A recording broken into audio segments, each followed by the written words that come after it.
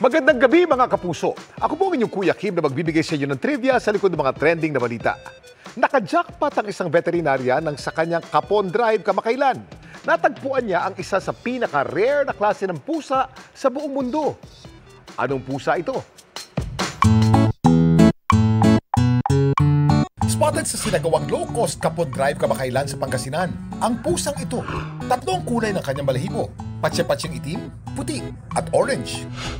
Ang tawag sa pusang may ganitong pattern, Calico Cat. Pero ang kinagulat ni Doc Gab, ang pasyente nilang Calico Cat, isa pala sa tinuturing na pinaka-rare na pusa sa buong mundo. Isa kasi itong lalaking Calico Cat. Talagang nagulat dahil we didn't expect to see one. Even the pet parent was surprised na rare pala yung cat. Ito yung tinatawag natin na unicorn in the cat world. We didn't expect din na yung kanyang color is very clear.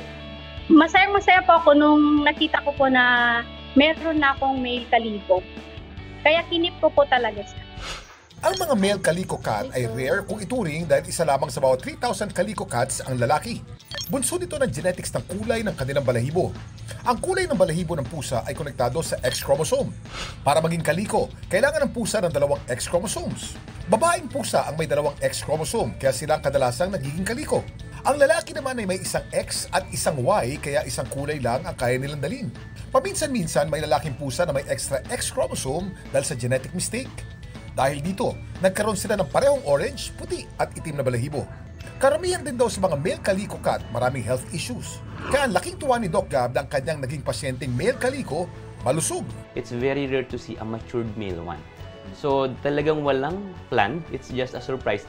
Pero alam niyo ba na mapalalaki man o babae, may ilang lugar sa mundo na tinuturing ang mga Calico Cat na swerte? Kuya Kim, ano na? Sa Japan, pinaniniwalaang may dalang buenas ang mga Calico Cat. Tinatawag silang maneki-neko o beckoning cat na sumisimbolo sa swerte sa negosyo. Sa Maryland, USA naman, paborito nila mga Calico. Katunayan ito ang kanilang official state cat. Kakulay kasi ng Calico Cats ang kanilang official state bird at insect.